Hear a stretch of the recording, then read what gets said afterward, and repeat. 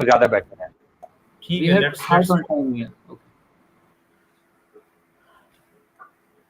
Hello and good afternoon, everyone. I would like to thank all of you on behalf of Rahat Computer Services to be part of this technology live session. And a very special thanks to our experts, panelists for sparing their time to share their expert advice in today's technology talk session. Once again, I thanks everyone. This is Salman Riaz. I'm Business Development Manager from Rahat Computer Services. Pandemic, epidemic, work from home, stay at home, lockdown, WFH, a new normal. These are probably new terminologies in our dictionaries. Well, and how adaptive are human beings? I mean, that have adopted these changes overnight. Who would have thought that our kids will start using online tools to get their online lectures? And who would have thought the employees will be even more productive while working at home?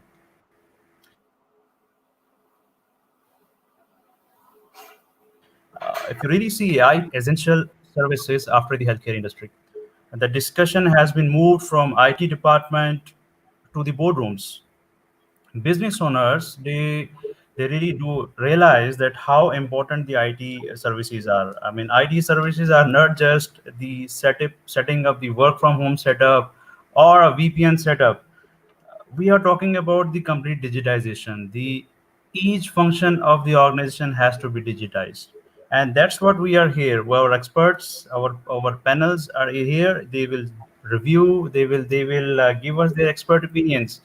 And Rahat Computer also has realized the importance of the IT realization, and this is all we are here. Our experts are here. I again special thanks to all our experts.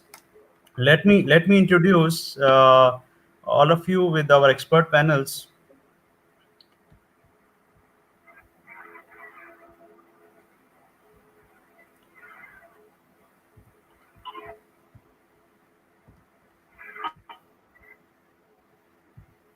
We have with Mr. Sajid Ali. Sajid Ali is CEO of Abacus Business Solution, a well-reputed organization for providing IBMS solution in GCC region. He has served various companies with his in-depth knowledge of IT governance in Pakistan and Oman for last 28 years. He is certified information security manager. He is certified information system auditor. Welcome on board, sir. Thank you very much. And next we have Mr. Nadeem Khan. He is Group ICT Director with us from United Medical. You must be knowing Moscow Private Hospital, a very well-known hospital in the town. Mr. Nadeem, he has been serving healthcare and higher education industries with his experience in technology for last 30 years. He has, I'm sure you guys are able to hear me. Is that okay? He has been serving healthcare and higher education industries with his experience and technology for last 30 years. Mr. Nadeem also has received Healthcare Asia Award in Singapore and result of ICT Initiative of the Year for building a smart and cost-effective data center by using hyper-converged technology to reduce the overall cost of operation in the organization. This is Mr. Nadeem with us. And now we have another uh, panelist. He is Mr. Jawad Khan, Head of IT from Pakistan. Welcome on board, sir. Thank you very much for your joining us. Miss Amjad, just hold on. Javed Khan, he holds 30 years of IT experience in IT industry. He served MB Holding Company in Oman as Group IT Manager and presently working in MOL Pakistan, which is oil and gas sector as an head of IT. He has a very strong grip on IT governance, ICT initiative, and information security. Welcome on board, sir. Thank you very much. And then we have Mr. Ihtisham, General Manager, Rahat Computers. Welcome on board, Mr. Sayyid Ihtisham. Thank you very much for joining us. And here we have a small introduction from Mr. Ihtisham. He is a financial expert. And we can say in our panelist, this is the only financial expert with us, and we would love to hear from him regarding the financial aspects and the impact of COVID-19. He is working as a general manager, finance and operations in Rahat Computer. He is by profession FCMA and having 20 years of experience with renowned group of Pakistan and Gulf. He holds enormous experience in managing operations for any size of the company and adding the value in generating revenue of the organization. Welcome on board, Mr. Itisham. Thank you very much.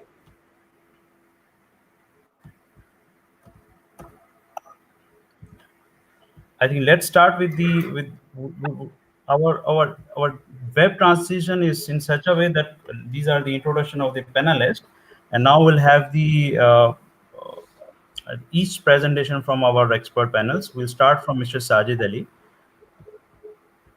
Let's have a expert opinion from him.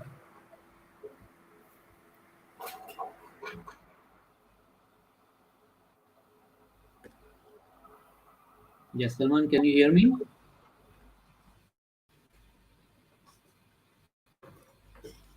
Yeah, is my voice clear? Fine. Thank you, Salman, and a very warm welcome to the audience and Ramadan Kareem. COVID created a situation which we never envisaged and we were not ready for. Schools closed, offices closed, no flights, social distancing, lockdown, and so on. Due to this, businesses suffered a lot. But did we see anything positive in this? Yes. We saw that people realized the role of technology. And the question being asked now is, can IT help manage the disruption? So, this is my topic for today. Well, I would like to say, start with the mindset change. We have to understand that IT is a business enabler, not an overhead. And second thing, automation is the organization's responsibility, not IT's. Once you understand this, and once this is accepted across the organization, across all functional departments, all functions, then things will automatically start setting in place.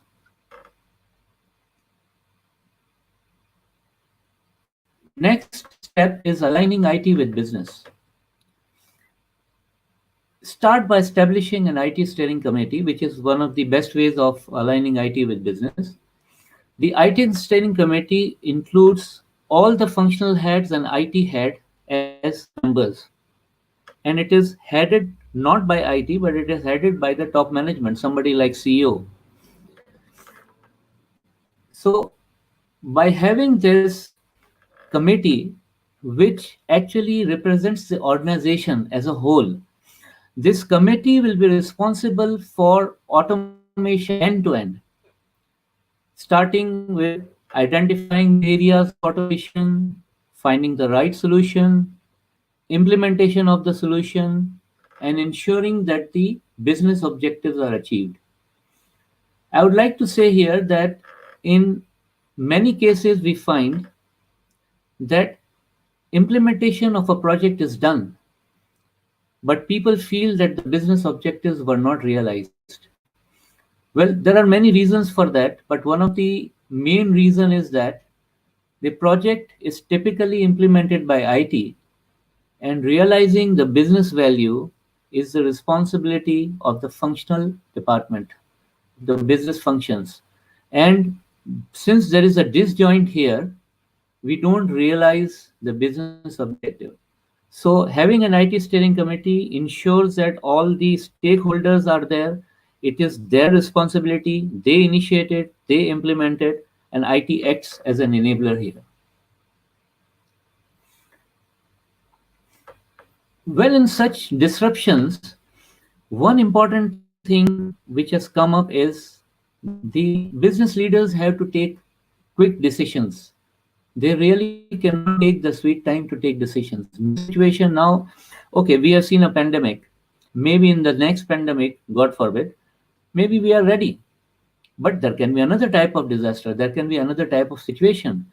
So we really have to take quick decisions and to survive in this difficult situation. So now, first thing is you have to ask yourself, do you have a clear insight in your business which is required to take those quick decisions? Do you know what is the impact of this disruption? For example, you want to know which expenses to cut, which product lines to stop, which units to close down, for example. Do you really have a full insight on the impact of doing these steps? If you don't have the insight, invest in the right tool now. You can have business intelligence, you can have dashboard, you can have reporting solutions as needed in your organization. And all of this normally is based on an ERP. So if you don't have an ERP, maybe this is the right time. While we talked about the decision making, please remember that we have to establish a special approval process for emergencies. Our typical approval process with different hierarchies, different price cost segments, and different time limits and all may not be suitable for emergencies. Review your approval process, see if you can fine tune that to adopt to the disruption, or if not, make a special approval process which will be activated only at the time of disruption. And while doing this, give it a thinking that how you are going to approve the financial transactions remotely. If you don't have that facility, enable it now. Well, this is one topic which everybody thinks that they are master in it. Remote office. Everybody says our people were able to work from remote. What exactly they mean is they have given laptops to their employees, they have trained them on the online meeting tools. Of course, one important limitation was the internet capacity or capability at the individual's home, because everybody may not have that strong internet. So this is also one important thing to do. But besides this, is it enough to provide a remote access, remote office? The major challenge organizations face, or what they have faced, is the availability of application and data. Because when you are working in an office, you are working in a business application, you have the data available with you. So unless you have that, you really cannot have a concept of a mobile office anytime, anywhere. So what to do? Steps are simple. Identify the applications needed remotely and make them accessible, maybe by moving them to the cloud. Next, identify the data which you need anytime, anywhere. For example, it can be emails. We are very much addicted to Word, Excel, and PowerPoint files. Okay, this can be managed by moving them to the cloud. Cloud emails, cloud drives are very common nowadays. But what will you do of the box files, the big paper box files which we have, rooms filled in the offices? So, if you really need those while working during disruption to give a feel of the mobile office anytime, anywhere, then my advice would be that implement an electronic filing system. Once you have everything in place, not only the equipment and the internet and the meeting tools, but you have the application available, you have the emails and documents and even the box files available from anytime, anywhere, then you can really say, yes, I have a mobile office. Okay, another good thing which we saw, I mean, so what Salman said in the beginning, I mean, there were many things which was really an eye opener. I have a practical, real example of a school of a school which was planning for online delivery of their lessons for many years. And they were saying it's difficult, we need a lot of resources, we need to convert the lessons into videos, and a lot of challenges they have counted. I saw them within a week's time, they were online. So, literally, don't forget the positive side of the pandemic. Anyway, what we saw is that, for example, hospitals, the hospitals first closed the OPDs. Then, slowly, they started remote consultation. This is one way of serving a customer. The schools, as I mentioned, some of them used Google Classroom, some of them used Microsoft Teams, and some even managed with WhatsApp for course delivery and the assignment. We saw the restaurants and the groceries. Those who were online, they thrived. Those who were not online, they immediately start hooking up. See the number of customers, the number of the restaurants which added in, for example, Talabat or Akid during this time. So this is what was quick and they were able to do. But you have your own business, you have your own challenges, and you may not be able to do everything. This is now the right time. Sit back, identify the challenges faced in a disrupted environment, and find out the solutions and implement the technology to serve your customers in a disrupted situation. And yes, while you do this, look into the full supply chain. You can provide an online consultation, the doctor can provide an online consultation, but the patient needs medicine also, right? If you are not able to import the medicine, then you may not be able to supply. And of course, how to supply. So, see the whole supply chain end to end.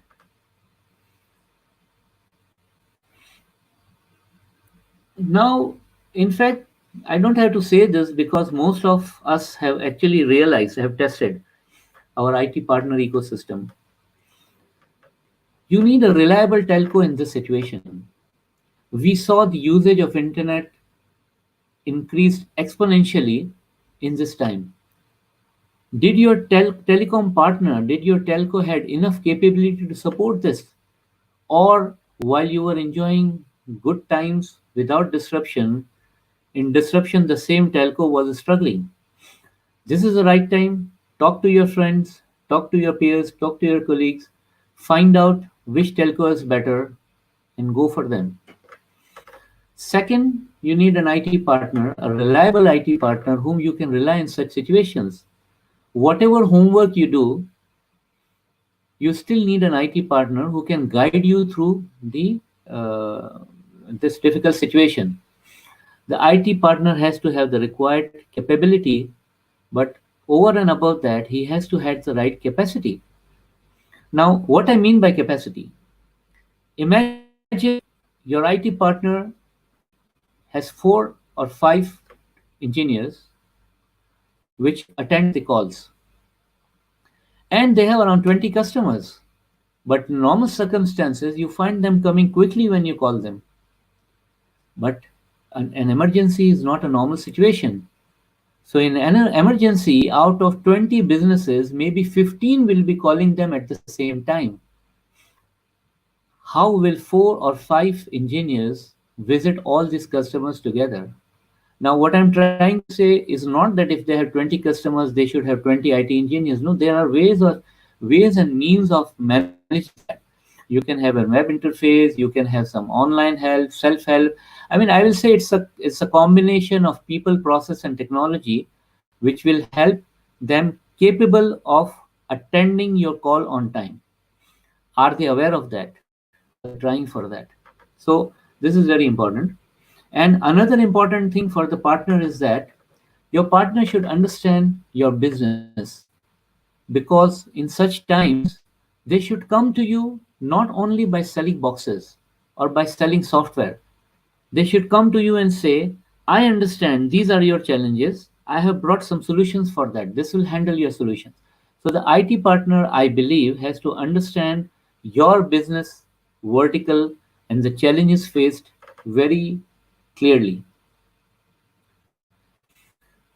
Yeah, one of my pet subject,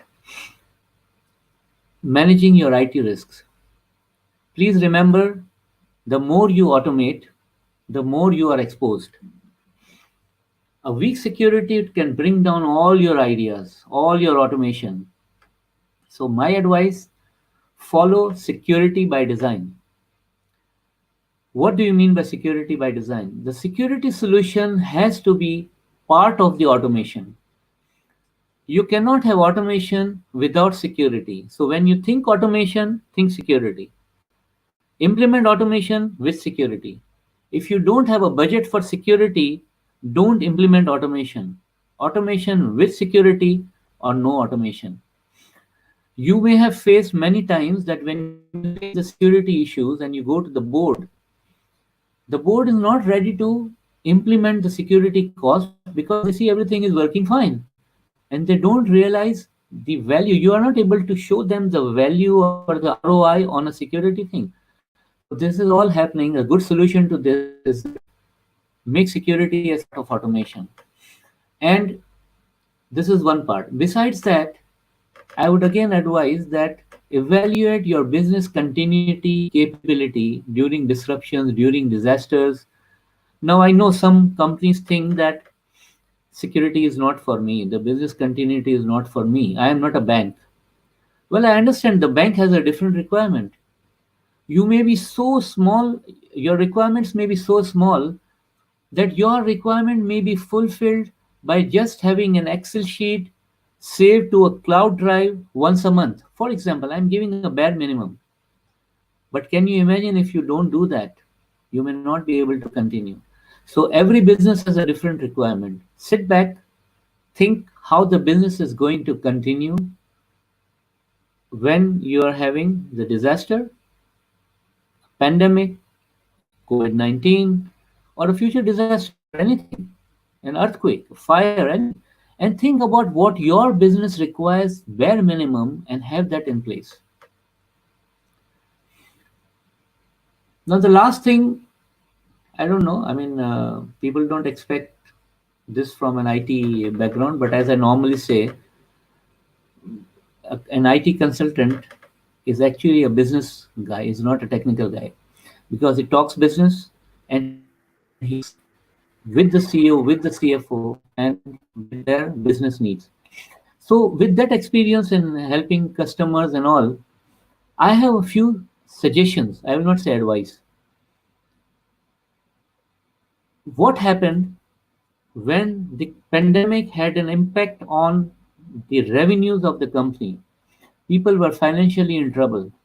They had to do something. What they did, they started cutting the budget, the IT budget. They started cutting the IT. They started laying off the IT manpower left and right. So my request, first request is carefully evaluate the business impact of any such decision before you make it. Take a 360-degree perception, a perspective of the whole thing. It's not only one figure coming out of the balance sheet. You really have to see how the business will get impacted, how the customers will feel that impact, how your remaining employees will feel that impact. Number two, look for the possibility of moving from capex to opex model. And second, try to move from a normal to pay as you go model, especially when you go for a infrastructure as a service or software as a service. Pay as you go is really very handy. With this, you will be able to manage your budget and you will be able to manage your cost and your cash flow. Talk to your supplier. You are the king. Demand this from your supplier. And another way of managing the budget is look for outsourcing some of the IT functions. It comes out to be cost effective and sometimes more effective in some cases. And regarding manpower cut, I have a simple argument here. You are in trouble now, you are having financial issues, you are in constrained environment. Are you planning to remain in this constrained situation for life? I'm sure not. You are planning to come out of it, some people in a month, some people in 3 months, some people in 6 months, unless and until you accept that this is a new normal. So if you are planning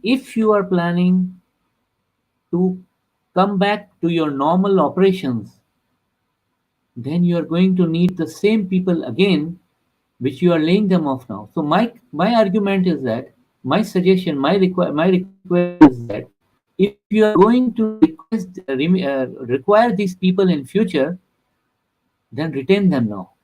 Find out ways. There are many ways of retaining. I saw in the market. I don't agree with everybody, but I saw people sending people on forced leave. Some people cutting the salary, let's say 10-15% of the salary across the board for some time, because people understand if you are in trouble, they are also part of it.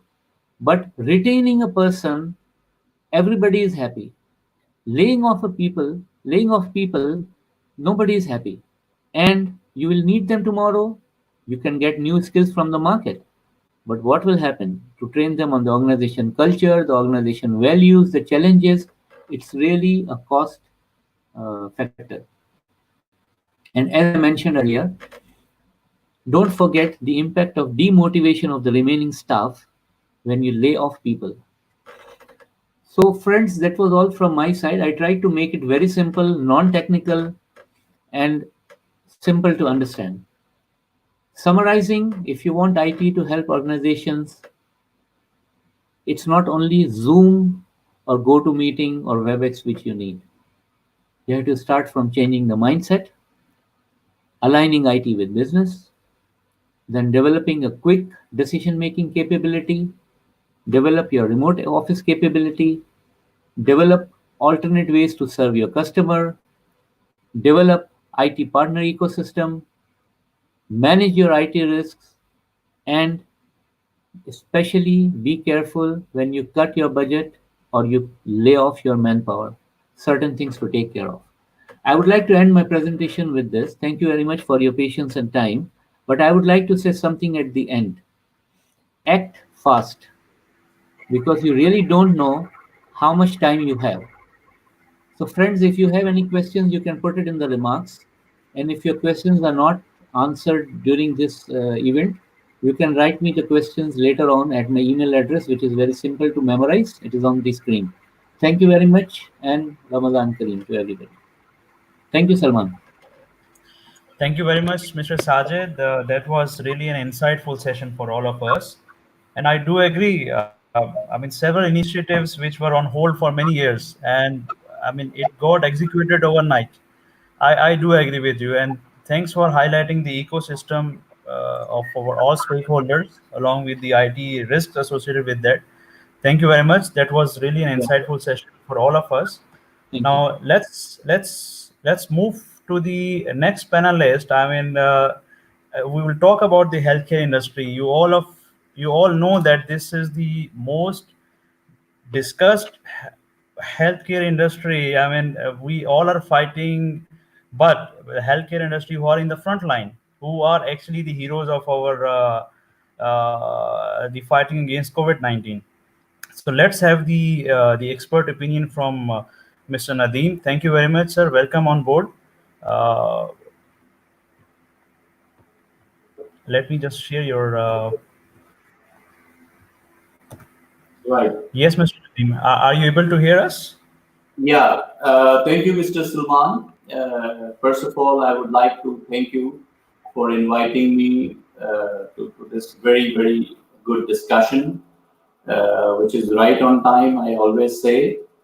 And I would like to appreciate Sajid on his beautiful talk and a very focused talk on IT. He talked about the IT as enabler. Uh, he talked about the gap between the business requirements. He talked about the now or never kind of thing. So uh, I have nothing more to say on those things. Uh, I would like to start with the very focused agenda, which is how to manage IT in post-COVID-19 scenario. In fact, if you look at it, COVID-19 has created really a new dimension in business. I always take it as a positive thing. I know people will not agree with me, but to be very honest with you, each disaster has an opportunity. I'm a firm believer of that saying. So COVID is an opportunity for us, not only for IT, but also for other experts, other areas, other business units, other organizations. Business units are getting impacted with post-COVID scenarios. But is IT in the same boat? Are we negatively impacted or positively impacted? That's a big debate we need to discuss. And then it will require a lot of time to go for that discussion. But things which we can discuss now is, number one, can we create more opportunities? Yes, we do. We can. What will be the reaction of IT in this situation is also very important. Yes, we need to look at it, that yes, we are in the middle of a disaster, how to react to it. That is very important. Don't panic. Guys, nothing to worry about it. We need to create blue oceans. I'm sure that you all have heard about or must have heard about the blue ocean strategy, that we need to find out the contestless environment, go for a scenario, go for a business opportunity where there's no competition. So I think for years I was thinking about creating blue oceans in different areas, in healthcare, in higher education, and in other IT areas. But I think now we have got the right time to talk about the blue ocean. And take my words that IT is going to lead this era, which is going to last for the next 20 to 30 years. We have to make it short. I'm not going into the details of all those buzzwords, work from home and all those things, because Salman and Sajid, they have really explained these things in detail. So what I have developed, it's an approach based on understanding our current position in business economy or economic cycle, and we are going to establish corresponding response mode and identifying key budget and cost management goals. So I will start with my presentation. I don't know whether you are able to see that or not. Can somebody confirm? Yes, we are able to see. Yeah. So if we just address the post-COVID scenario, we have got three major things to do. Number one is not in your hands. Expectations from your top management, expectations from business. Number two, your response. And number three, the outcomes. So my presentation is going to be around these three words: expectations, response, and outcomes. Well, I can define the management expectations in, with 4 R's, which is, they always say, oh, come on, there's no business, so please reduce manpower by 30%, 40%, 20%, whatever. And please revise your projects, revisit your projects. If you have 10 projects, stop 2 projects which are non-essential. Just go for the essential projects. And kindly don't forget to revise your annual maintenance contracts, your CAPEX, your OPEX, and so on and so forth, so on and so forth. And last but not least, the last R is reassure that the services should be up and running. Wow. So reduce the cost, reduce the manpower, reduce the budget, and ensure that your service level is very high and accurate. You're always uptime, 99.99999%. That is a real scenario. That is a real challenge. So how to respond to those challenges is the key of today's lecture. So I define IT response with 4 letters, IDEA. The first thing is you need to define your business situation, your business position. You need to look at the revenues. You need to look at the services required. You need to look at the headcount needed to support those services. So that has to be identified in a very detailed way. We'll talk about it in later slides. Then you need to determine the mode of response. That is a very, very interesting thing. We'll talk about it in next slide.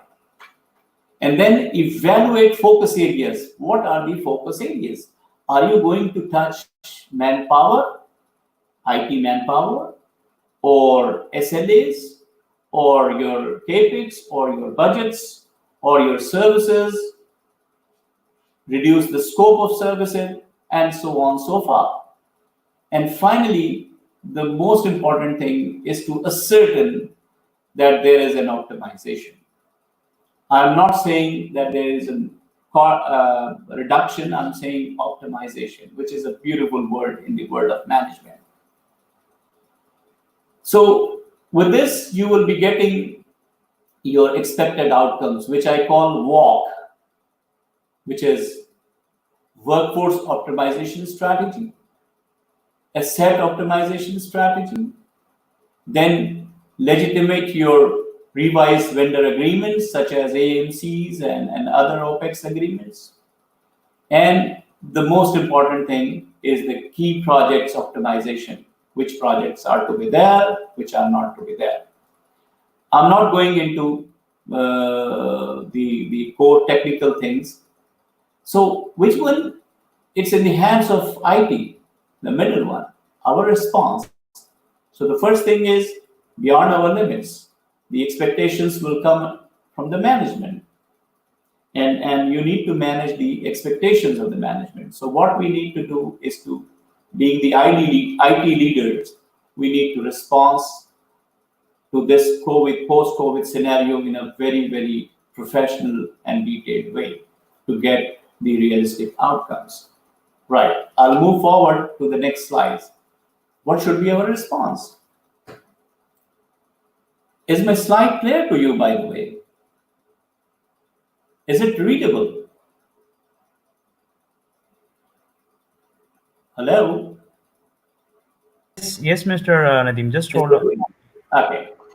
So the first thing is we need to determine mode of response. How, based on your business scenario, you need to determine mode of response. You have to be either reactive, proactive, or strategic.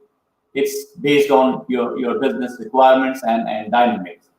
For example, management came to you that tomorrow you need to reduce the manpower.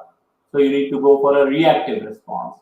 Or you yourself, being the IT leader, you think about the business impact and you think about the optimization, so you go for a proactive approach. Or if you don't have these two, you're thinking about the next 2 years plan post-COVID, so you need to go for a strategic response. So these are the 3 possible options you have to respond: reactive, proactive, and strategic. And then based on that, you need to define the budget and cost management goals.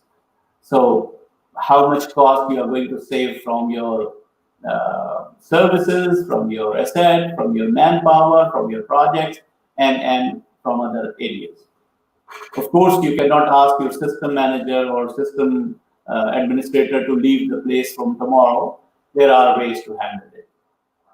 After that, you need to evaluate focus areas, right? How to evaluate focus areas, that which areas require optimization. So based on a study we did in the last few days, we found that workforce optimization, asset optimization, vendor management, and project optimization are the key focus areas. And then finally, ascertain optimization. Define your short-term and long-term strategies to ascertain the implementation of IT response to ensure that your business is not going to be interrupted because of your initiative, actions, and implementation.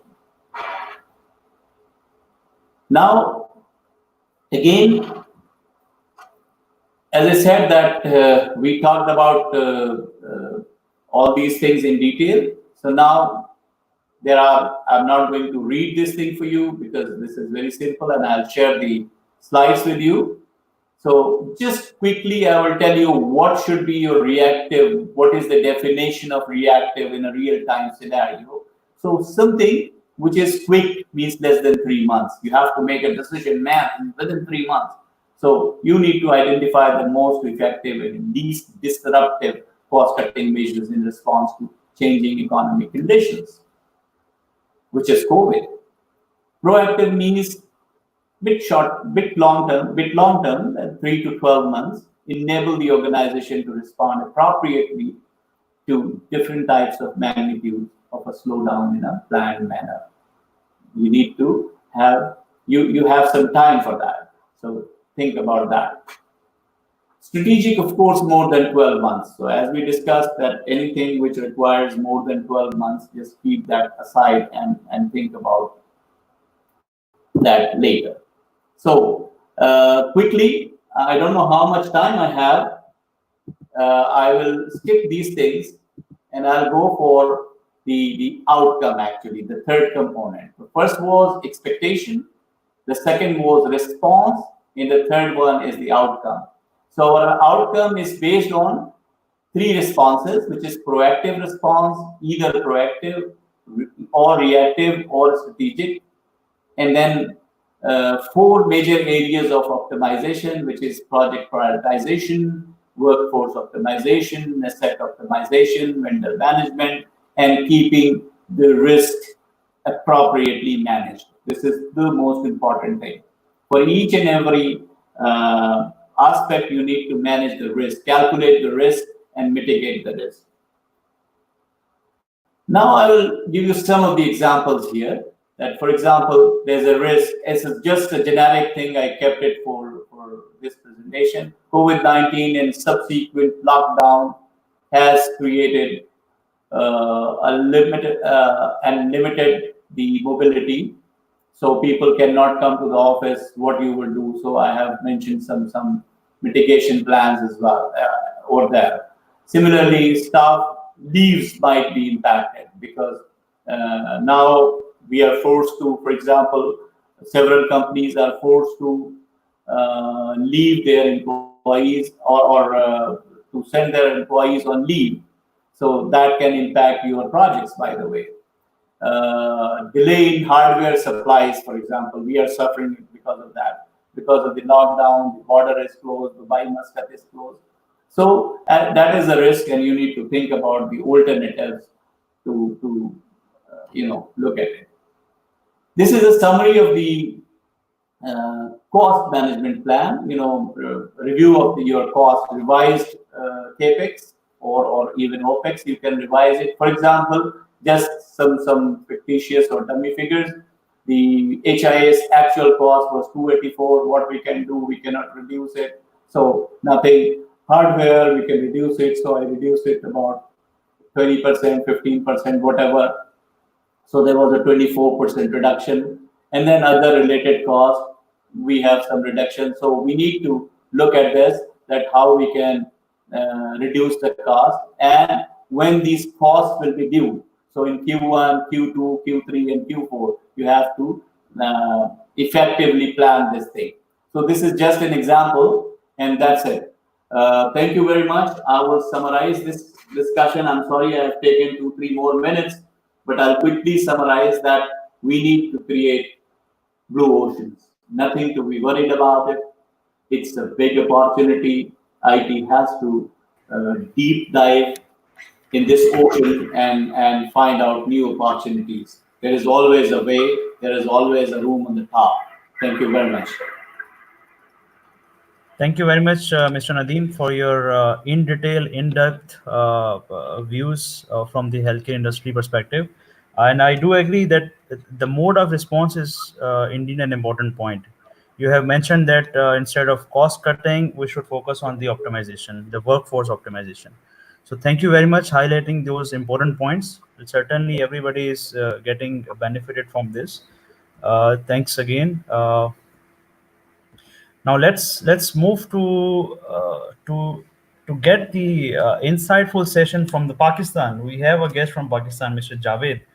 Let me add into the stream. Welcome on board, sir. Thank you very much. Oh, can you hear Thanks me? from yes, we, very much. Nice to hear and nice to see you again. Thank you. Yes, Mr. Javed, your views, please. Okay. So thank you very much, Mr. Salman and Rahat Computers for having me in this insightful session. We had very good presentations from Mr. Sajid and Mr. Khan. They have really taken a good view of the current situation and have shared their thought in terms of strategically what can be done to cope with this situation.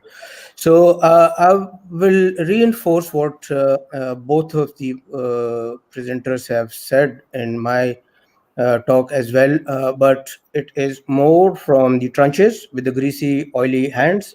So I'll give you a frontline perspective that how did we respond as an IT department to this crisis and where we stand now and what we think that we have to deal in post this crisis as an IT department. So what will remain same for us and what will look as a change for us as an IT function. So, as you all know, that I'm from oil and gas, so my reference to the fact would be to the oil and gas industry. So, when we, as an IT department, and I'm sure with all other colleagues elsewhere in the all across the world, were asked, okay, it's an emergency and enable work from home arrangement. So some of us were ready, and other might have been taken by this surprise that what to do. So we looked at from the uh, IT perspective that what it requires us to enable the work from home arrangement. So there were three major areas where we had to look at. We have to provide some means where the staff or the colleagues and the users are able to communicate. So communication was one area. And coming from the oil and gas and as a major organization, uh, we found ourselves ready here because we have been investing in this area. And why I am referring to all this, that over a period year by year, IT is investing, as my co-presenters also mentioned about the OPEX and CAPEX. So in different heads, we have been investing and rolling out solutions with the hope and promises to the business. Okay, you give us this, and this is what the benefit you will get. So COVID-19 basically tested our those readiness and the investment and the envisaged promised benefits, whether what we were saying, are we there or there are still gaps. So in terms of email, we found that we were there, email, phones, messaging, because we invested in those tools. So emails normally nowadays everybody has got on uh, mobile phones or multiple devices working outside from offices is a norm. So that was not an issue. Phone was also not an issue. Messaging was also there. So in this pillar, we found ourselves in good shape. The next area where we had to provide facilities or facilitate the teams to work from home was collaboration. Now, collaboration means we have to look for tools where meetings, which takes a major part of the organizational activities in a day, that should happen. The team meetings as well as meetings with the customers, meeting with the suppliers. So we need to have some platform where we can facilitate close to what really face-to-face meetings are. So in this area also, we found that we were pretty good in shape because of our spend in past as a capex and opex in these areas. So we use collaboration tools, video conferencing tools, and we are using, as we currently we speak, we are still in the mode of work from home. So the teams have found a new way of working, and this is one area where my co-presenters also were mentioning that there is an opportunity. These tools were there for years, but somehow the acceptance to use it as a mainstream tools, that was not coming, despite all those techniques the IT would use to promote that, but somehow it was not forthcoming. With this pandemic or the crisis, and this one is different than a normal crisis which the IT would plan in their BCPs or DR, where it's a brief time and you know that okay, it's and it's documented. This is this many weeks, or and then you will come back to a normal. But this one is a prolonged one. So here, people were forced to learn new things, and they learned it. And this is what my experience is, that people from the boardroom up to downward, everybody spent time, effort, and they were able to understand and use these tools. And now I see, after four plus or 6 weeks in this mode, I see some of the guys are very productive. We had two town halls conducted using these collaboration tools, where we had our teams, the management teams, and the staff spread across two continents, Asia and Europe, and it went very well. Some of the feedback I have from there, they said these are better than the face-to-face town halls, so which is a very good feedback. So I see this area booming, the collaboration, video conferencing, content sharing, all this through the collaboration tool. This area has seen blessing in disguise in this crisis. The third area in our work from home enablement tool set was how would we give access to people to the applications and services which they use while they are physically in office. So again, here, since we have been investing, so we had a mix. So we have a mixed hybrid environment where some of our footprint is already on cloud, so there was no issue. And it's one of the advantage of cloud, that you don't have to worry about business continuity and DR. This is managed by your service provider, but you have to be careful that whom we do go as a partner for your cloud services. So, and for the rest of on-premise applications and other resources, we use VPN. And again, VPN is one area where, being in oil and gas, we have been investing, and that came very handy during this. There are gaps. There are some applications we could not present to the user through the VPN because of the nature of these applications. Some legacy applications which are not good to access over internet. So these are the areas where we need to work to make them ready for future use.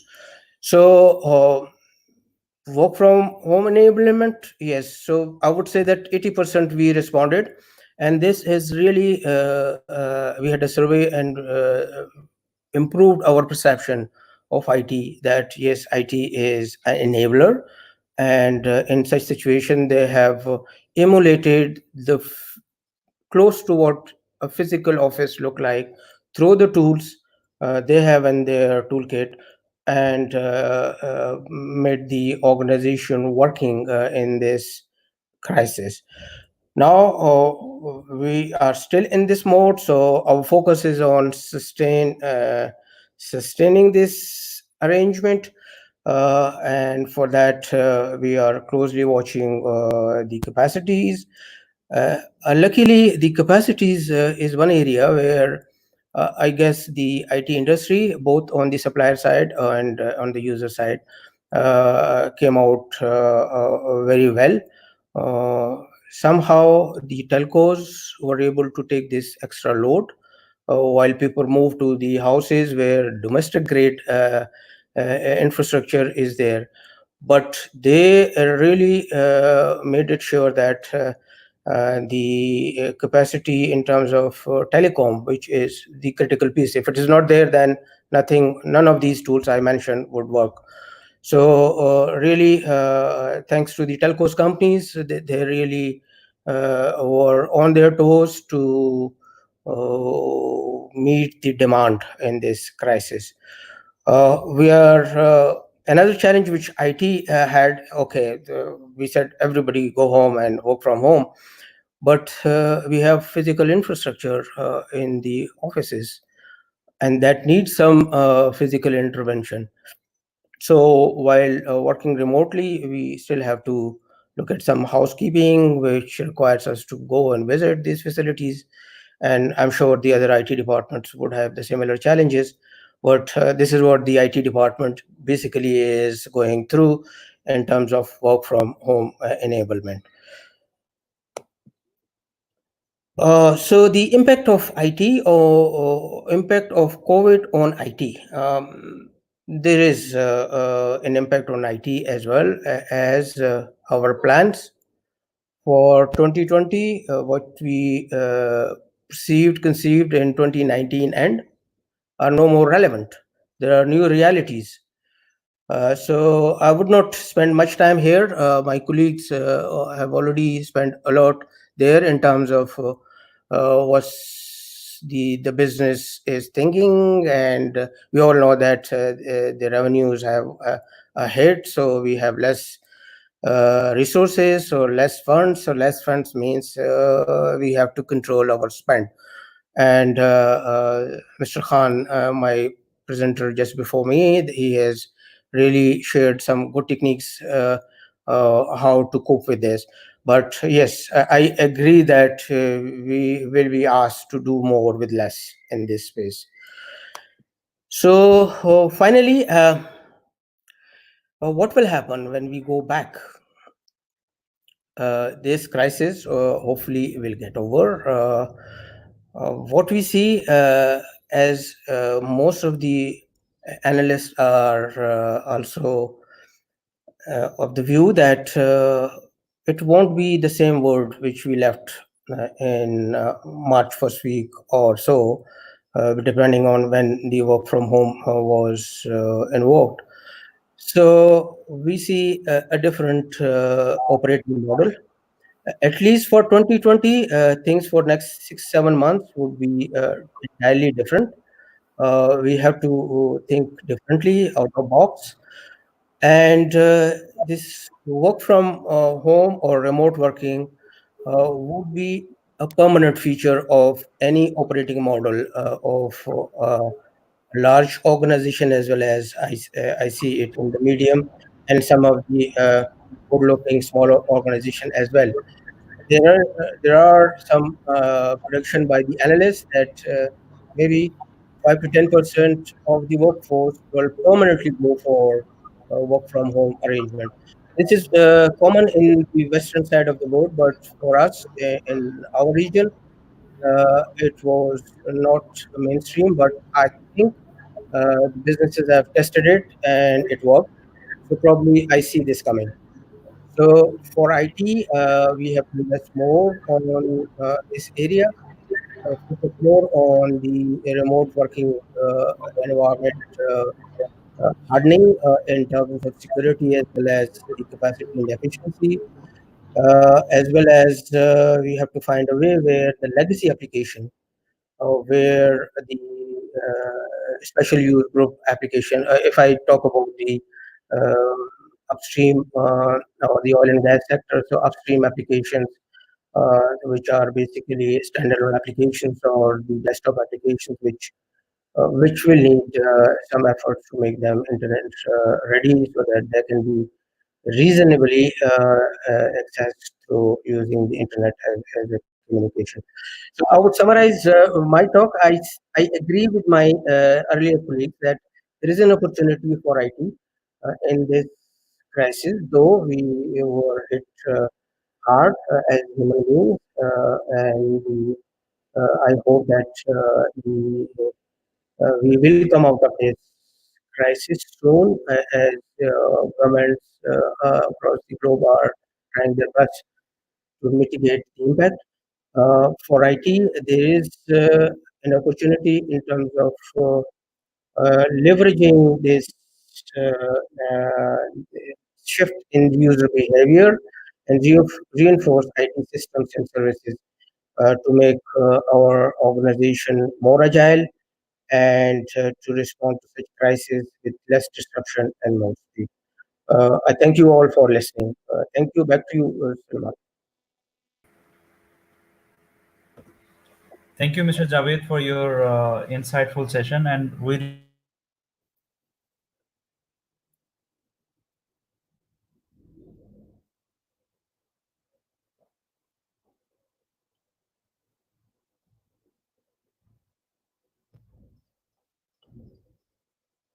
really love to hear the insights from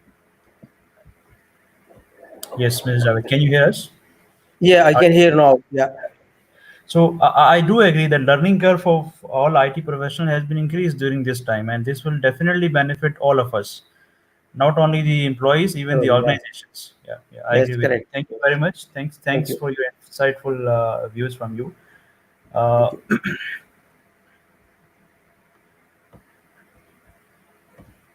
and now, how could I forget the introduction of Mr. Amjad Ali? I really forgot to introduce you, but let me introduce you in this session. We cannot hear In you. this I think way. you have some internet issue. Can you hear us now? Can you Yeah, hear yeah. me now? Now it's better. Yeah. Okay, okay. Now I was mentioning that how could I forget to introduce you? We had enough management point of view, management perspective. Now it's time to refresh ourselves with some technical talks. So let me introduce you formally. I really forgot it. Uh, Guys, Mr. Amjad Ali is the head of IT in Al Saleh Enterprise, and he holds almost 20 plus years of IT experience in GCC region. He is a project management certified. He holds extensive knowledge in managing projects.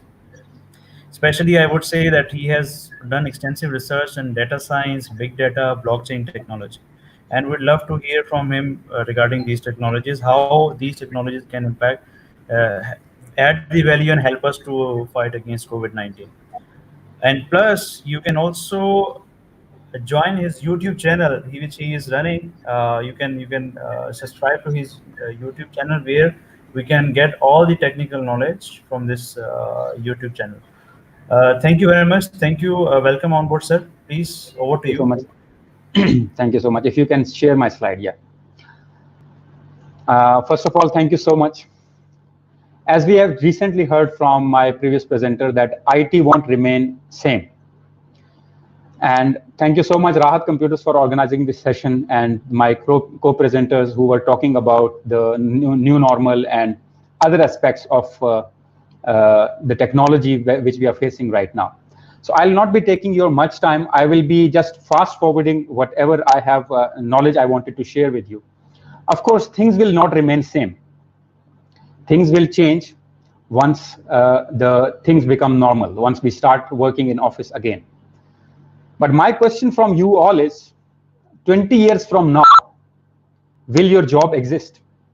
I think your job won't exist. But let us see how.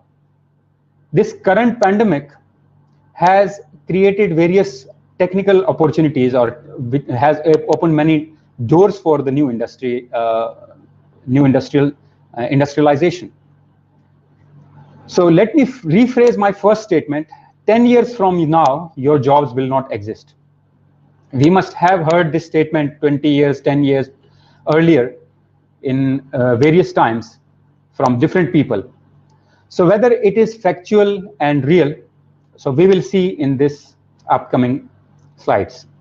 You must have heard industrial revolution since 18th century has changed the industries. We are into industry 4.0 that relates to fourth industrial revolution, and it is all about machines talking to each other. Smart factories with connected machines and intelligent robots. We see all underlying technologies of the Internet of Things and many sensors connected to the network, which can diagnose the problem and alert on real time. This is how the technologies are working together. And when these all technologies, these all new smart factories and machines, together with many technologies like smartphone and connected cars and connected devices, are creating huge volume of data, the velocity of data and variety of data that creates the big data.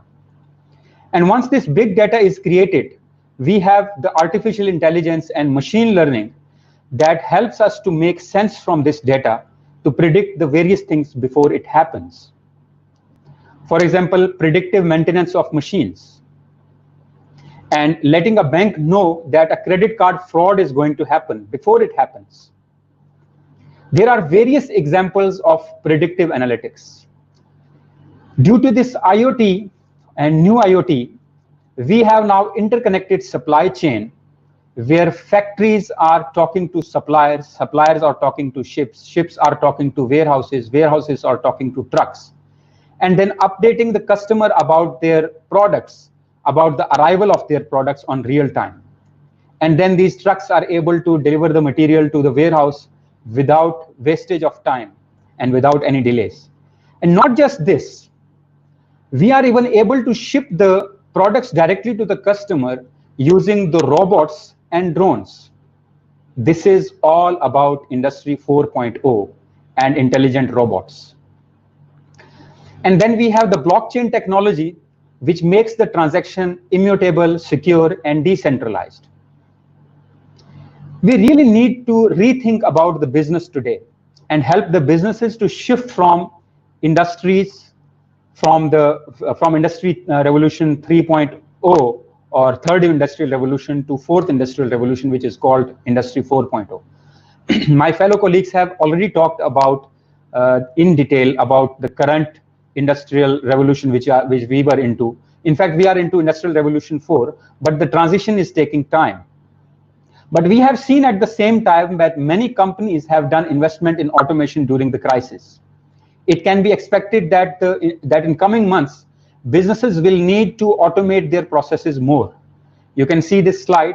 Here it shows that 41% of the global executives are investing in accelerating the automation to manage the impact of COVID-19. So people usually say they want human element in interactions. As we normally see in our day-to-day life, no, we need the human interaction because businesses without human will not be working. But for better or worse, robots are going to replace many humans in their jobs. Work from home is not possible for all the roles, which you can see right now. Human cannot do the construction as of now. Human cannot physically go to offices or the warehouses or to the manufacturing plants to keep manufacturing going on. So that is why robots are being used in many places as of now. In 2017, it was predicted that 1/3 of the workers in United States will be replaced or would be replaced by the automation and robots, which will be by 2030, 10 years from now. But events like pandemic, this COVID-19 or any pandemic that might come in future or which was in the past, it has a potential to change all the timelines. The rise of robots is already seen. Where we can see the robots right now, Walmart is using robots to scrub the floors. Robots in South Korea have been used to measure the temperature of the people due to this COVID-19, and then they distribute hand sanitizers. Food service is another area where, of course, robots are likely to increase because of the health concern. Fast food chain like McDonald's have been using robots for serving the food and even for cooking. In warehouses like operated by Amazon and Walmart, they have been using robots for many years for stacking the material. But now they are also thinking to dispatch the material and to receive the material using the robots. Robots are working alongside human, which is called co-roboting. We have seen in many hospitals, robots are performing the cleaning job and sanitization job. I'm sure in most of the cases, not in our case or not in some of the cases maybe, but in most of the cases in developed countries, we will see once the offices and schools will reopen, we will see robots are cleaning the floors, robots are cleaning our offices. China has already started this. So all this is possible because of RPA. RPA is in fact the robots process automation. So robots process automation is something which is helping us to mimic the human. So RPA is mimicking the human. In fact, if you see this particular slide, I'll just read it. So a robot, normally in your life, what we do, if we are sitting in office and reading an email and there is an Excel sheet attached, and then from that Excel sheet, we extract the data and insert into ERP platform. So all this can be done by robot. So robot can read the email, open the email in Excel sheet, and then enter the data into Excel sheet, and then he can decide whether to escalate it to anyone, any other employee, or to end the task. You can see that this is the mimicking which is possible through RPA. Now, robotics is not that old age robotics, which we were looking at the science fiction that, okay, it might come into our life, but it has already come into our life. So we have to now really see robots versus human, because many industries are now thinking, are now concerned, can robots enable us to continue manufacturing, continue business while keeping the social distancing?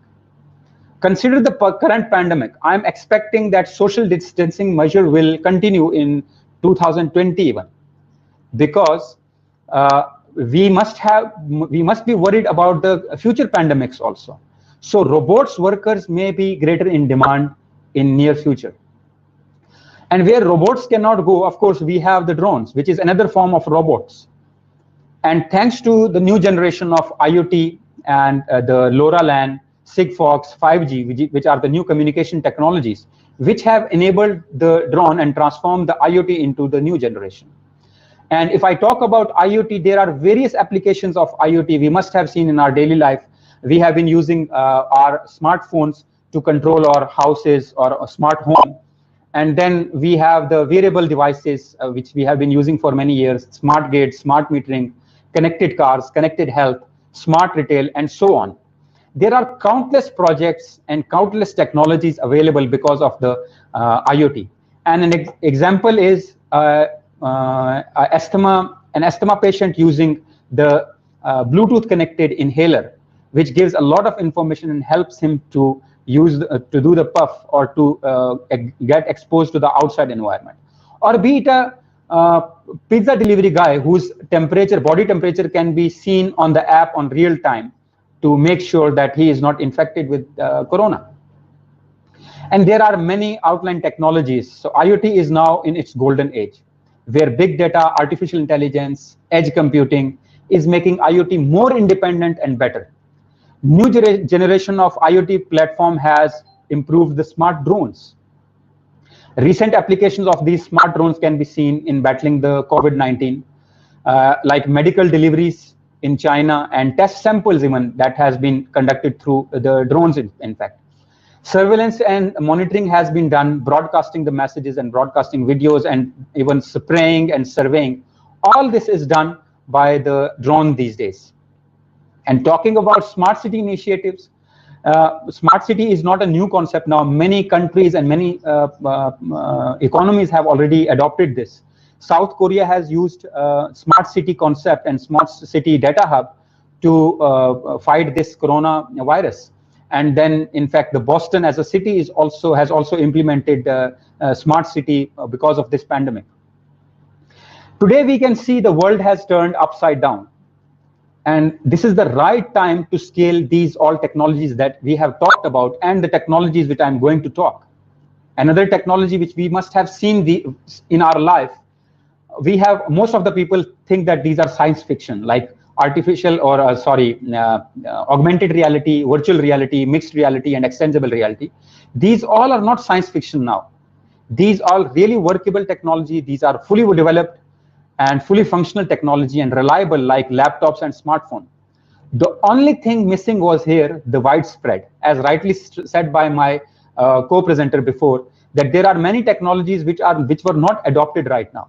But I really see that these all technologies will be adopted in near future, because we are into crisis situation right now.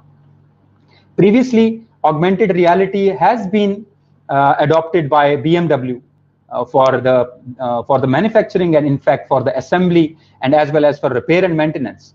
And after that, we can see the IKEA has introduced the AR app, and in fact AR with the VR together. And they are also developing such more technologies. And AR has been used, or these technologies have been used in the training and guiding the new staff to work on the machines. And even we can see the simulation when the pilots are using the simulation AR to practice themselves before they do the real flights. Due to the current pandemic, I can clearly see an adoption. For example, virtual visitors of the customers into our business or in our showrooms, and transition in the education sector. It is really VR and AR that will be really into the education. Talking about many businesses in this region, especially in Gulf or other regions in Pakistan or India. A use case could be a physical tour into warehouse. When we talk about AR, so we don't need to, if we are physically inside the warehouse, we don't need to really check our systems that what are the products available, what is the stock available. We can simply, with our VR headset or with our AR tablet, we can simply walk around and we can get all the information directly on our screen, which will be extracted using AI model and big data and the business intelligence system. And if we don't physically go there, we can really use a VR headset, and then we can walk around the warehouse, store, or the showroom, and we get all the information. And then, of course, mixed reality is also there, where we can have the virtual and AR concept together with the haptic touch and other technologies. And when we really want to have the physical interaction with the person, or when we want to really talk to a person, we don't need to really talk to that person. There will be AI. AI not will be, in fact, there is AI available right now, which is acting like human. And what is that? For example, chatbots in banking sector. Banks have implemented, many developed countries have implemented the chatbots in banks, and those chatbots have developed the positive ROI. In fact, chatbots were able to decide on giving the credit card or giving the loans. So that's the reason the approval of loan was through AI instead of physical person sitting in the office. And I can also see instructor, advisor, tutor, coach, or for that matter, any training person is not required to be a real person.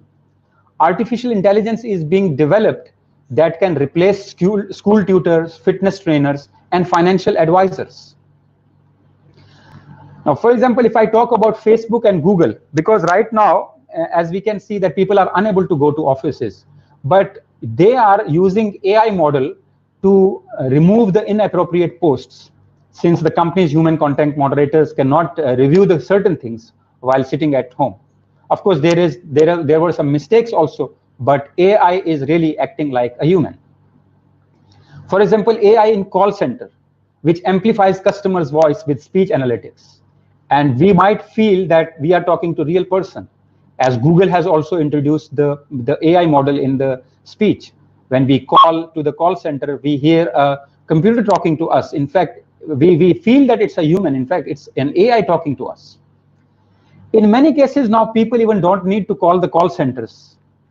We have talked about the AI, but what about blockchain? Blockchain is really enabling the global economy. Blockchain is not new. It has been there for many years. And many people have already adopted the algorithms. And this is already popular in many industries these days. Today, many industries have adopted smart contracts. Smart contracts is not new. And banks are using RippleNet. We must have seen that international transactions are happening these days in fraction of seconds. This is all because of the blockchain implemented by the banks in all over the world. In fact, RippleNet is used by most of the banks here in Oman. And for blockchain, in fact, 2020 was expected to be the mainstream adoption. And COVID-19 outbreak unfolds various technologies.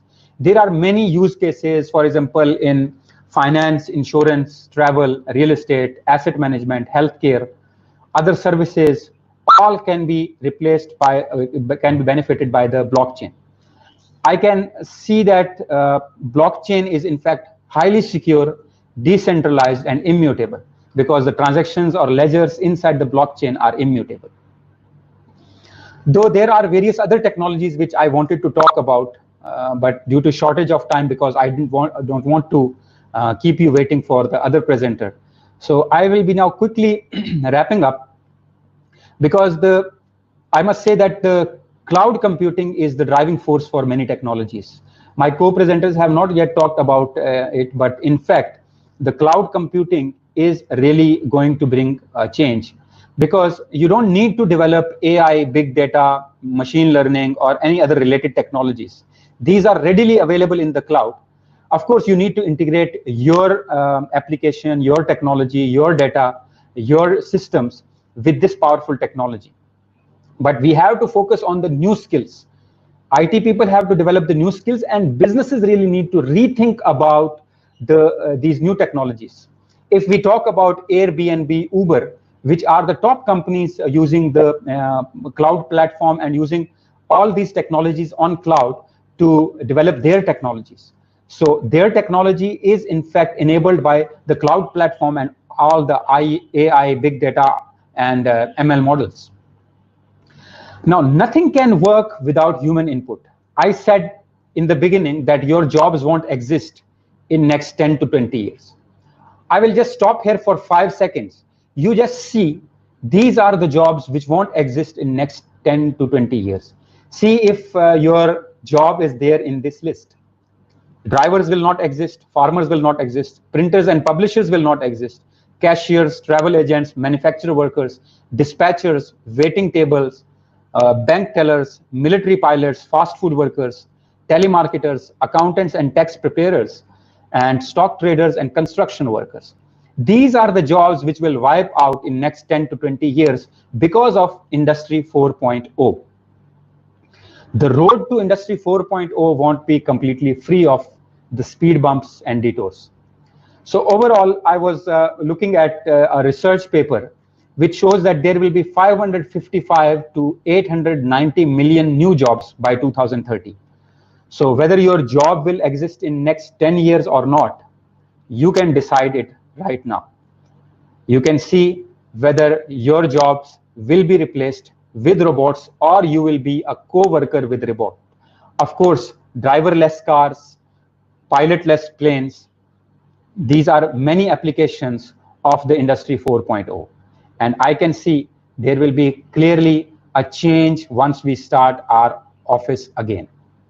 So if you have any question, you can write an email to me or you can put your comments. So I will try to reply you once the presenter will ask me and the host will ask me. So we will be definitely talking about it. Thank you so much for listening. And thank you for joining the presentation. Thank you. Thank you, Mr. Amjad. We thoroughly enjoyed it. Literally every second of your presentation we enjoyed, and it's a deep dive knowledge. I would say it's a really deep dive knowledge session from you. I'm sure this is a reality now. This is a reality. You have highlighted in a proper way, and the way you have mapped the real-time examples with the artificial intelligence, robotics, and IoT, that was enormous. Thank you very much for sharing this latest technology session. Thank you very much. Thank you. Thank you. Now let's move to the next presenter, but not the other than our Mr. Itisham, who is the general manager of Rahat Computer Services.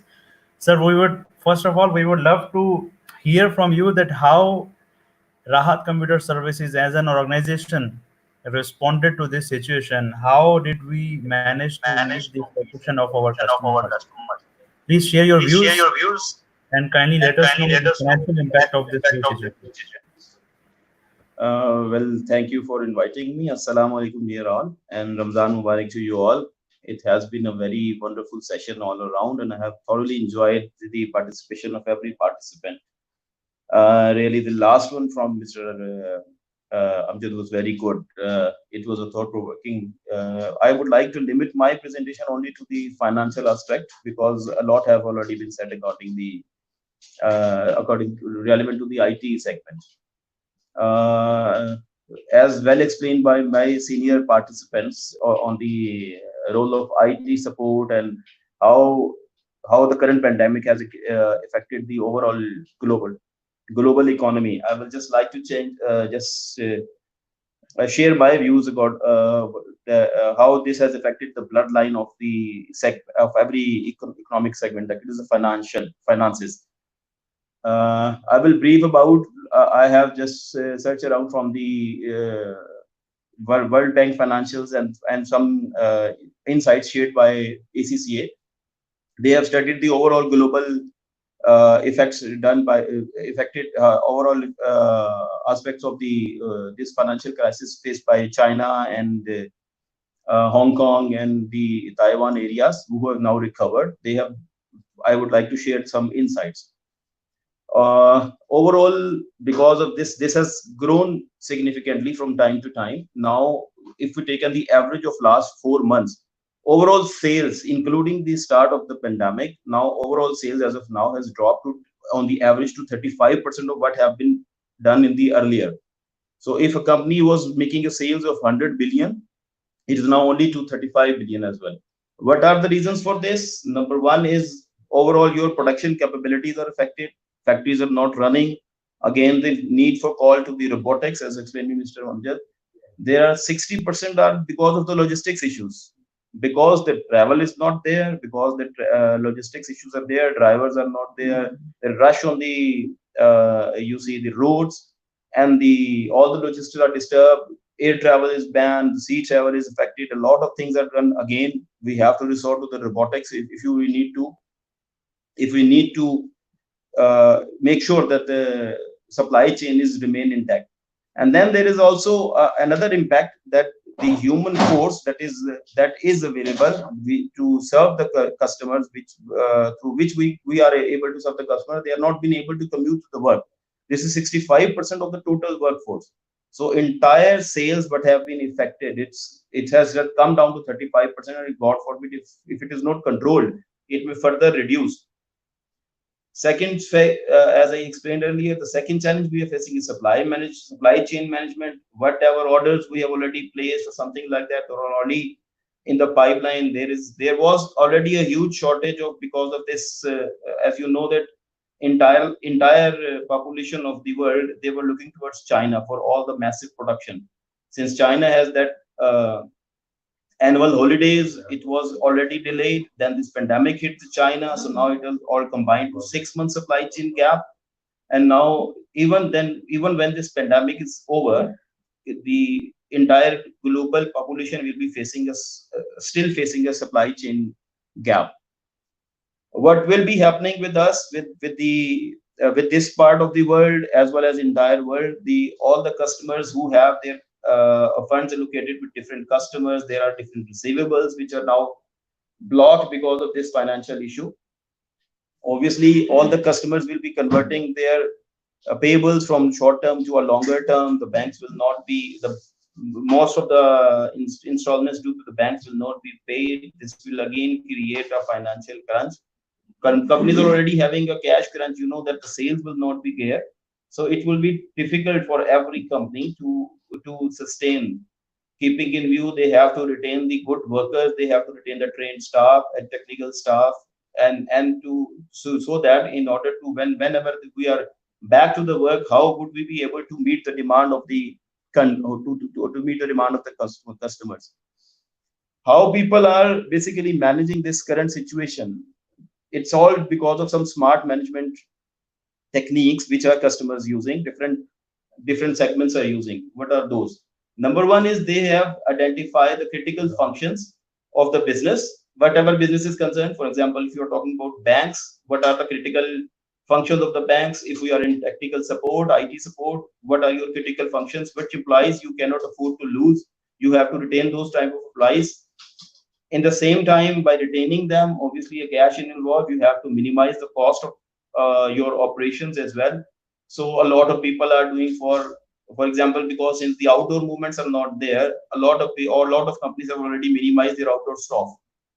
They have opted for just to send them on leaves or just something like that. Whatever is happening in the market, you can see many people have stopped the recruitment of the new staff. There are the whoever is freshly recruited, they are laid off. This is something like that.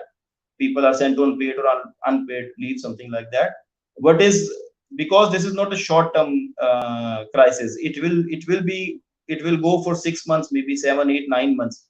So the need of the time is because nobody will have the alternative resources. So need of the hour is to treat all the staff of the companies as as a business partner of the company, because together only you can survive without the participation from all the segments of the business. This is from my side that we need to work on like that. Emphasizes as well. Everybody has explained that that when we are working from home, but you know that this all cannot be done overnightly. There are a lot of limitations. Internet connections are there, the viabilities. Most of the companies do not have the on-cloud facilities. Cloud computing problems are there. Specifically in Oman, we don't have that much of the every company. All the companies that do not have that backup, cloud backup, or the resources are not aligned to that.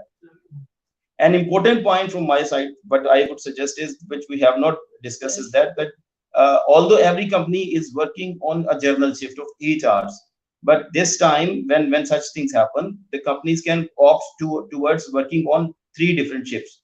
Like, because to arrange that the social distancing is intact, people can be called on 3 different shifts, so that the same office space can be utilized and same resources can be utilized, and you can counter the social distancing as well, because you know that working from home will not always be an easy, and working from home requires a certain uh, infrastructure, as well as you need to have the space available with us all participants, and everybody will not have that luxury of you see sitting on a separate place, arrangement of the laptops and everything like that. And it obviously it involves a lot of the cost. So what I see joining for the work from home as well, but the percentage of work from home would not be that great.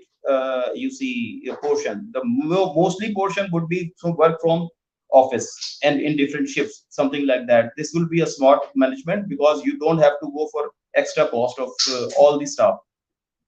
Then when you are working from home, obviously the data security would be a very big concern, which I'm sure you will all have already, some of you have already addressed that.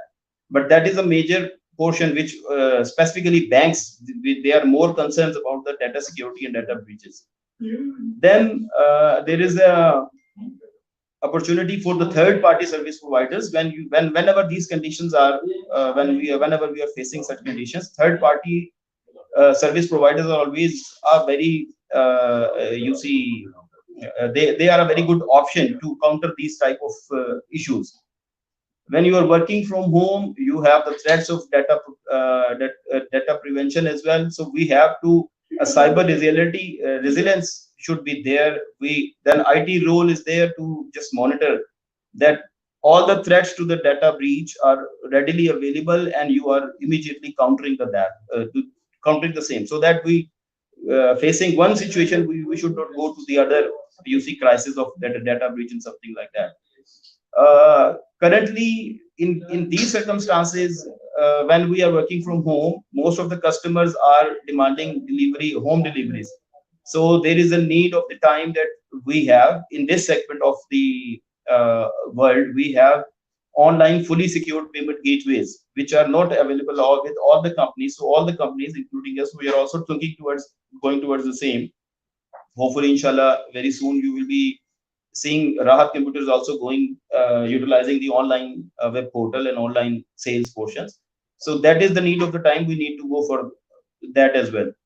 Then you see this kind of crisis is not something which an individual company can basically dealt in its capacity. This needs a lot of massive investment from the government sector, because only government is the force that can drive all the channels. It's not by an individual hospital, an individual IT supplier, or an individual technical providing company that they can deal with it all the time. Because if the customer exists, only then the sales exist. So to save the customers, to run the economy, government has to invest in that. So government of Oman has already shared some initiative. They have given some shared that they will be providing some business loans and to the customers and different different suppliers. But we are still working from the same, and that is how it will be. What I see is working from them. Government have already announced some exemptions because there are delayed payments from all the segments of the society. So that I can see without these helps we cannot move forward. What would be the future perspective for us to cater for future pandemic challenges? Is, as I have said already, that this is not a challenge. This kind of a challenge is not a challenge that a company can individually handle. So each individual government units are required to basically support their economies. I foresee that a pandemic reserve fund will be maintained by government, by each government zone, and that will be catered for the any such issue. Because as rightly said by Mr. Amjad, and we all know that this is not the first thing now, because earlier pandemic hit us about 100 years ago, and then different pandemics were there, but they were limited to only certain localities. Now this is all spread to an entire world. So now need of the time is to for all the governments to create some pandemic reserve funds. Similarly, as IMF has already launched something, and United Nations has been working on the same. Then I would like to share some insight from one of our colleague, Mr. Kashif Adil, who has shared the idea of digital currency that is also in pipeline. The banks would be announcing the digital currency solution as well, to just limit the use of this paper currency notes. This digital currency is actually, it's not like it is a type of Bitcoin or something like that. You are already hearing, but it's not that. It's a third party app. What they are suggesting and what the international banks are suggesting is central bank will be issuing digital currency. It will not be a coin or paper or something like it. Will be a digital currency which will be dealt in by central bank. So there will not be a problem of a currency risk or security risk or some reserves and something like that. But it will be a very good initiative, but as I could say. Then there is what, because of this now, as we are facing, and a lot of companies are facing, the cash crunch, liquidity crunch.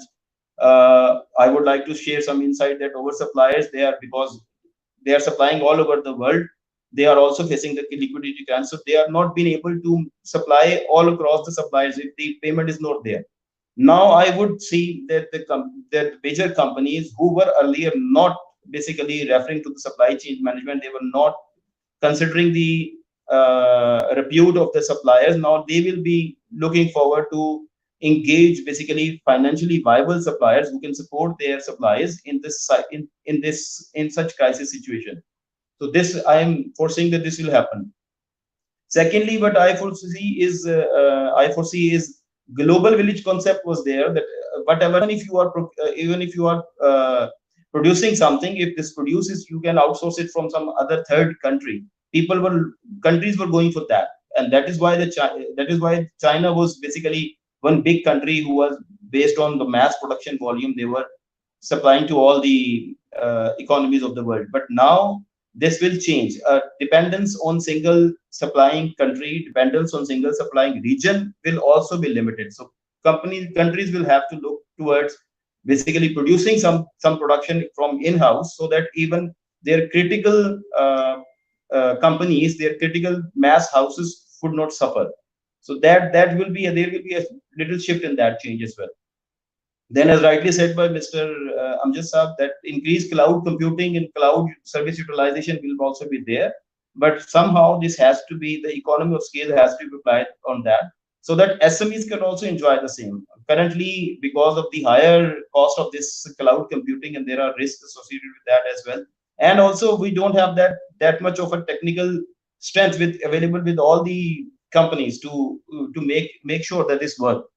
So this will also be there. There is an opportunity for that, definitely.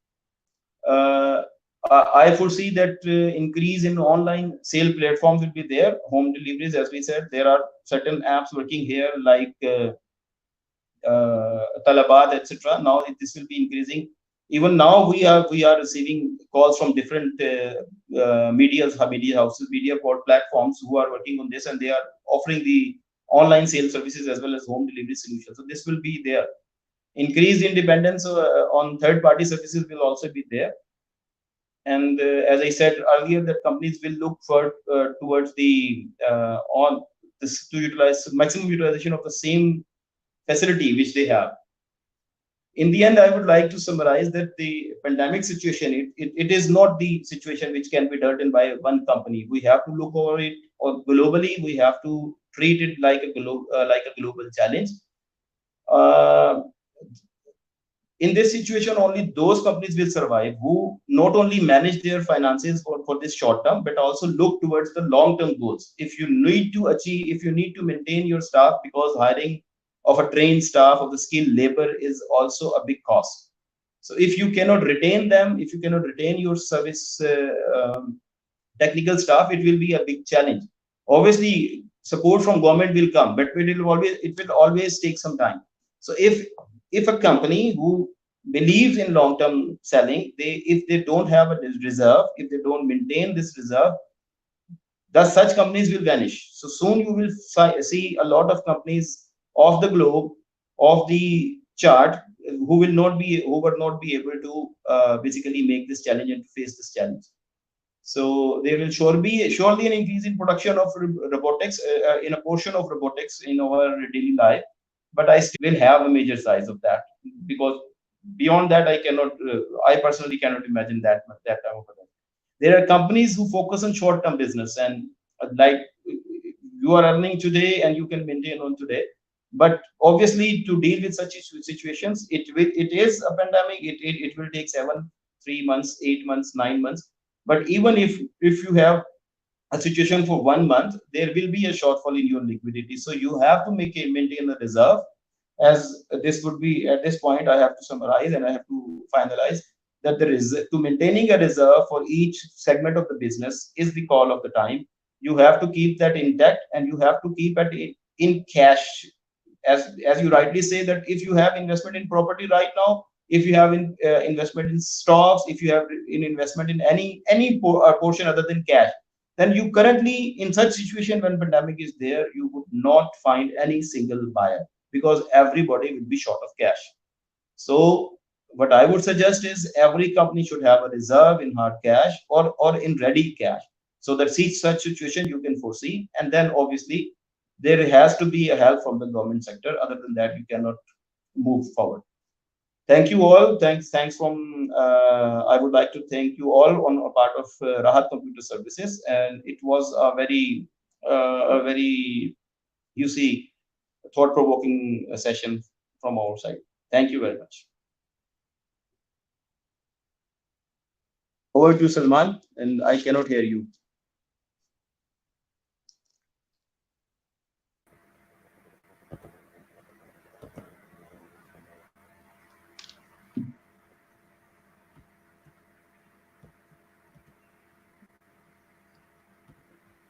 Thank you, Mr. Ittiham. Can you hear us? Yes, now I can hear you. I hope everybody has heard my. No, we all have heard, and it was thoroughly. We really enjoyed each and every sentence,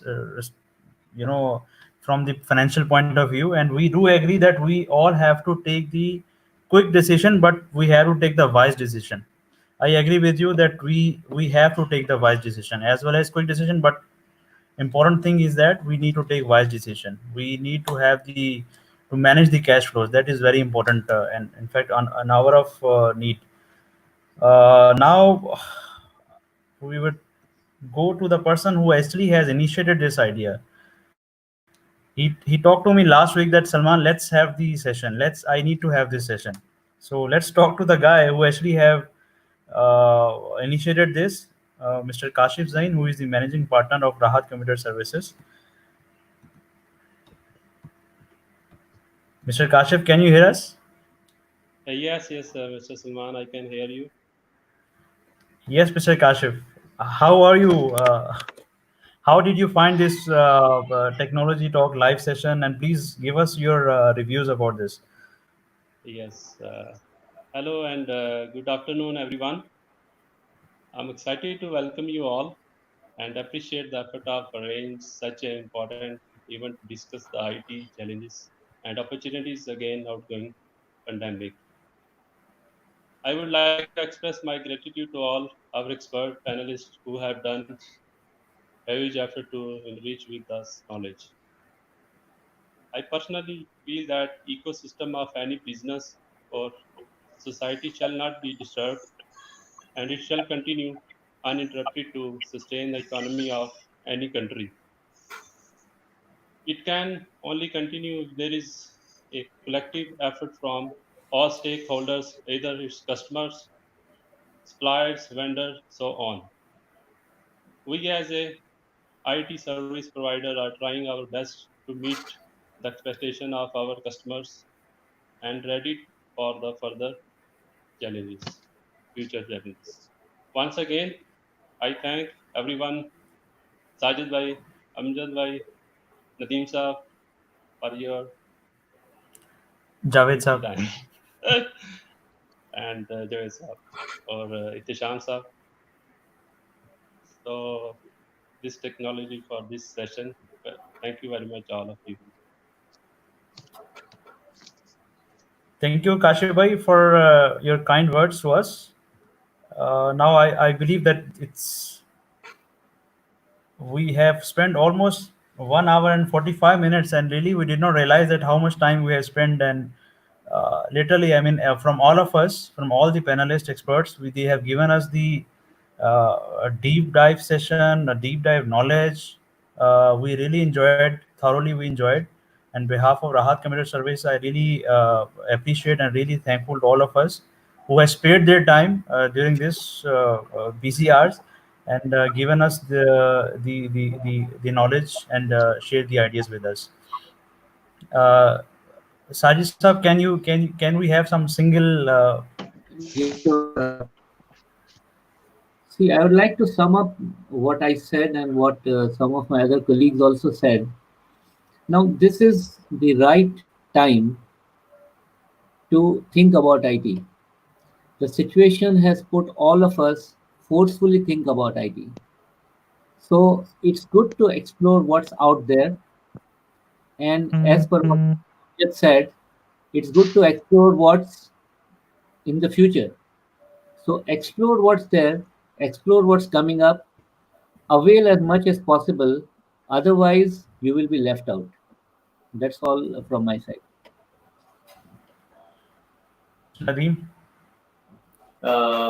I must say that IT leaders have to create blue oceans by aggressively responding to COVID-19, converting this disaster into an opportunity. Thank you. Yeah, thank you for having me in this session. I really enjoyed it. And as we mentioned, that it has got the attention of everybody, specifically opportunity and leverage it. Thank you. Thank you, Amjad sir. Amjad bhai, your point of view. Presenters had already said, I will repeat the same thing. There is an opportunity in the market. In fact, COVID-19 has opened many doors of opportunities for not only for IT industry, for many other industries also. The time has come to reshape everything, to reshape IT, to reshape businesses, to think about new technologies as well as enabling the existing technology at its maximum level. because what we have observed as that it's not a luxury.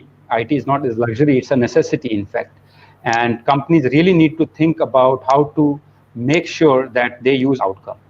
So in current scenario, of course, IT has enabled the business, but there is a lot required from the business managers to really think about the IT investment at the right time, at the right place. And this is end from my side. Thank you, Amjad Saab. Let me take.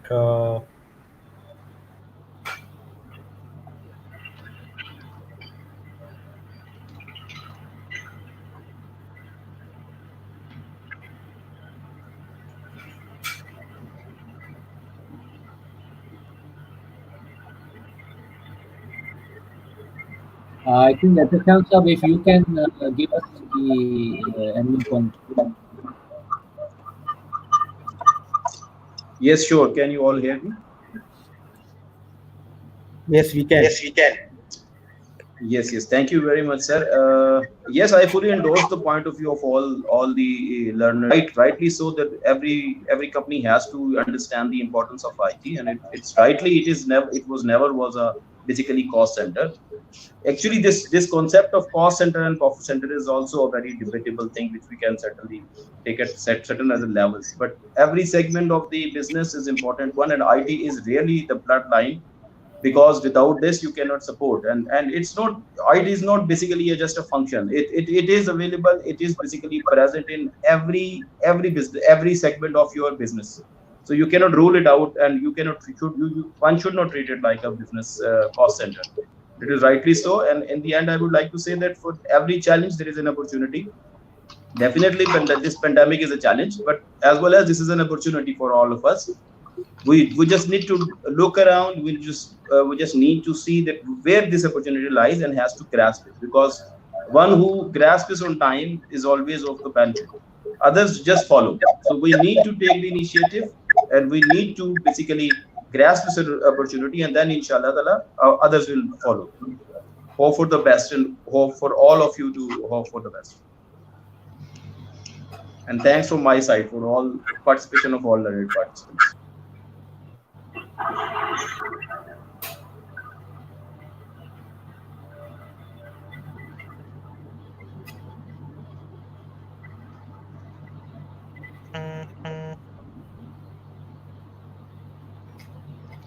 We cannot hear you, Salman. Can you hear us now? Yeah, yeah. Yes. Shams Saab, thank you very much for your closing line. And inshallah, one day we'll go back to our normal life. We'll go back to the offices. Our chairs are with pandemic. Thank you very much. Thanks, all of you. Thank you very much. Thank you. Thank you. Thank you, Salman. Bye bye. Thank you. Bye-bye.